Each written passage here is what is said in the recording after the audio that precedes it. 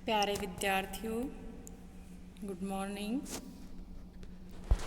आज का हमारा जो टॉपिक है बीएससी पार्ट सेकंड के पेपर थर्मोडायनेमिक्स से है। ऊष्मा इंजन की दक्षता, एफिशिएंसी ऑफ हीट इंजन।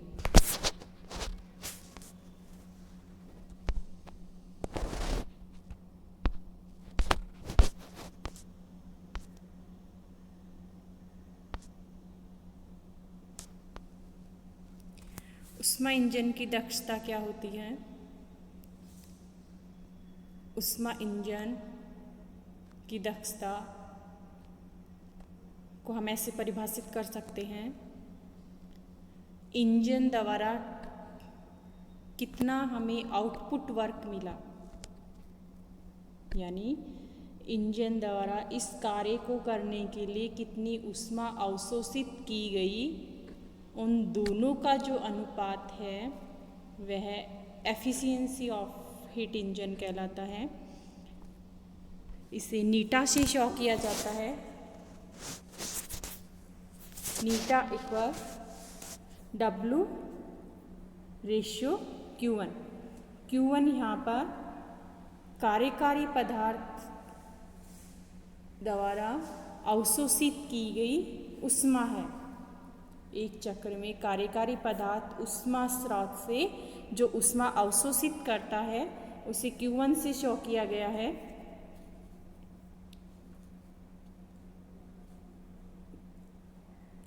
ऐसे यहाँ पर हम इसे डिफाइन कर सकते हैं। एक चक्र साइक्लिक की बात करते हैं। कोई भी निकाय विभिन्न अवस्थाओं से होते हुए जब वह अपनी पुनः प्रारंभिक अवस्था में आ जाता है उसे एक साइकिल कहते हैं, और थर्मोडायनेमिक्स में यह एक साइक्लिक प्रोसेस कहलाती है, चक्रीय प्रक्रम कहते हैं। एक चक्रीय प्रक्रम में कार्यकारी पदार्थ ऊष्मा स्रोत से Q1 ऊष्मा ग्रहण करके उसे W कार्य में परिवर्तित कर देता है तथा उस ऊष्मा का कुछ पार्ट, जिसे हम Q2 से यहाँ पर शो कर रहे हैं, सिंक को निष्कासित कर देता है। अर्थात कार्यकारी पदार्थ द्वारा जो अवशोषित ऊष्मा की मात्रा है वो इन दोनों के डिफरेंस के बराबर होगी, Q1 माइनस Q2। अगर हम एक साइक्लिक प्रोसेस की बात करें, पूर्ण चक्र में कार्यकारी पदार्थ अपनी पूरे प्रारंभिक अवस्था में लौटकर आ जाता है, अतः उसकी आंतरिक ऊर्जा में वृद्धि या परिवर्तन होगा शून्य। ऊष्मा गतिकी के प्रथम नियम से delta Q equal du plus delta W। W यहाँ पर इंजन द्वारा आउटपुट वर्क है, किया गया आउटपुट वर्क है।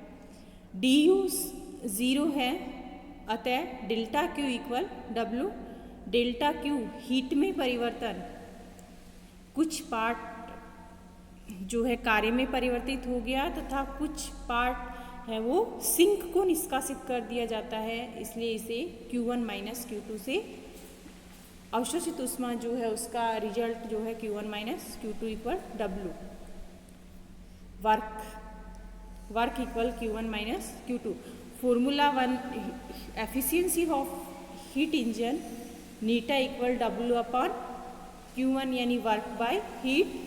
वर्क जो है वो इसके ऊष्मा के डिफरेंस के बराबर होगा Q1 minus Q2। Eta equal Q1 minus Q2 upon Q1, और दूसरी फॉर्म में हम इसे लिख सकते हैं नीटा इक्वल Q1 दोनों के डिवाइड में चला जाएगा 1 माइनस Q2 अपॉन Q1।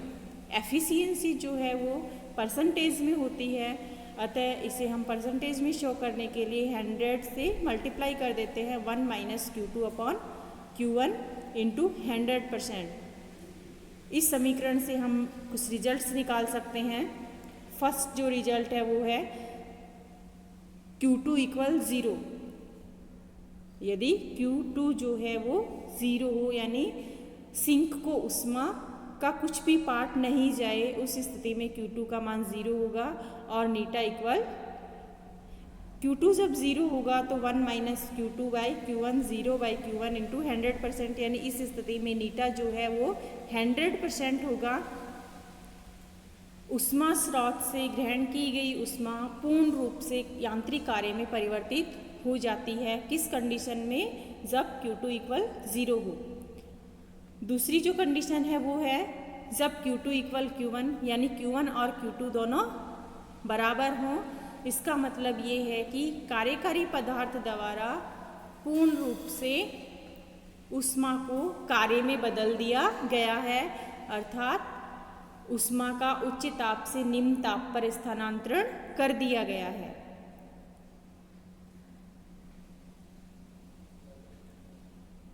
अब आगे का जो हमारा टॉपिक है वो है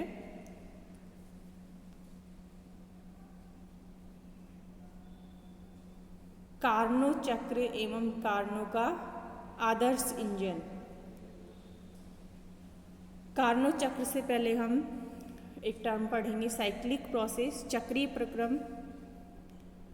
और चक्रीय प्रक्रम से भी हमने जो पिछले यूट्यूब वीडियो में देखा था, उत्क्रमणीय प्रक्रम क्या होते हैं? वे प्रक्रम जो विभिन्न अवस्थाओं से गुजरते हुए पुनः अपनी प्रारंभिक अवस्था में आ जाते हैं, वो उत्क्रमणीय प्रक्रम कहलाते हैं। यानी ऐसे प्रक्रमों में ऊष्मा की हानि नहीं होती है। इसका एक एग्जाम्पल है कार्नो इंजन या कार्नो चक्र। कार्नो चक्र में हम देखते हैं, उससे पहले हमने अभी पढ़ा है ऊष्मा इंजन की दक्षता किस कंडीशन में 100% हो सकती है? जब Q2 इक्वल 0 हो, यानी सिंक को किसी ऊष्मा का कोई भी पार्ट नहीं जाए, निष्कासित नहीं हो। ऐसा संभव नहीं है, लेकिन देख सकते हैं हम नीटा इक्वल 100%, यानी ऊष्मा इंजन के लिए ऊष्मा का 100% कार्य में रूपांतरण संभव नहीं होता है। कुछ ऊष्मा का कुछ न कुछ पार्ट सिंक को देना ही पड़ता है। दूसरे शब्दों में Q2 का मान भी किसी कंडीशन में शून्य नहीं किया जा सकता, अतः नीटा इक्वल 100% कभी भी नहीं हो सकता। यह हमेशा सदैव 100% से कम ही रहता है। अब आगे हम बात करते हैं कार्नो इंजन के आदर्श भाग।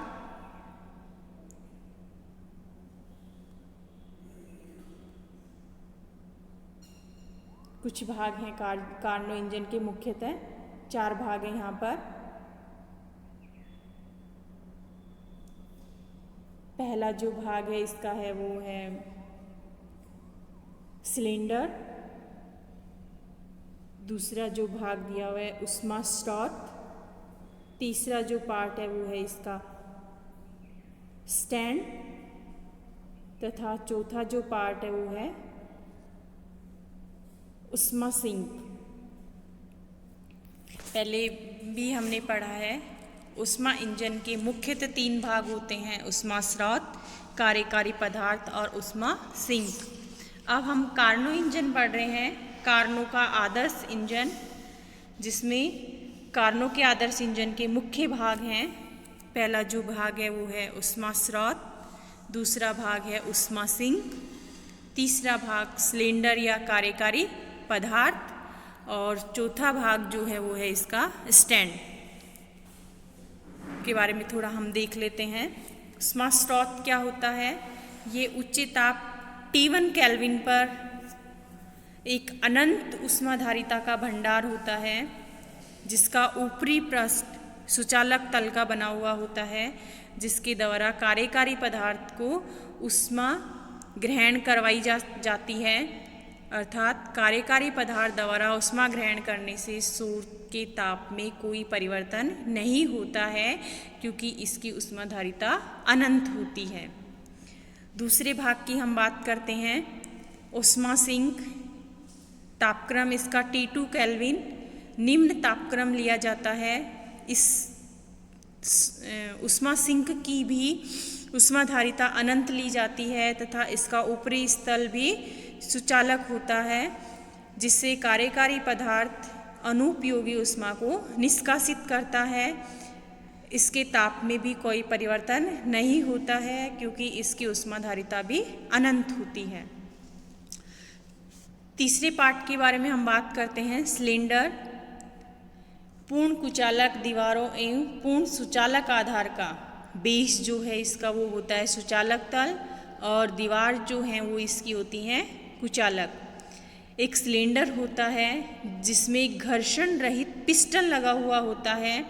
सिलेंडर में कार्यकारी पदार्थ के रूप में आदर्श गैस भरी जाती है। चौथा जो पार्ट है वो है स्टैंड।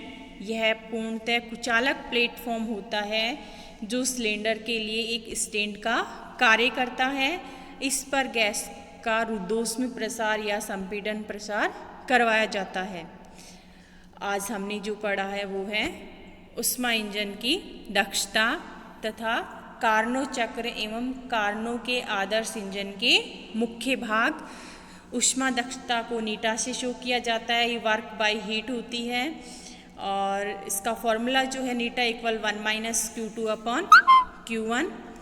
Q2 निष्कासित ऊष्मा है और Q1 है ग्रहण की हुई ऊष्मा।